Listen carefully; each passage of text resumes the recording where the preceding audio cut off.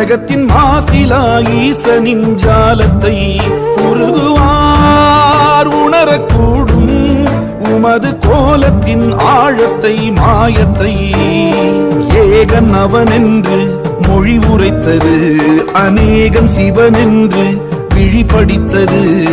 அந்த முகம் வேறு இந்த முகம் வேறு சந்தமதில் சொல்வோம் அரணின் வரலாறு. கருணை பரிமாறு கருணை பரிமாறு யார் காணக்கூடும் ஜகத்தின் மாசிலா ஈசனின் ஜாலத்தை உருகு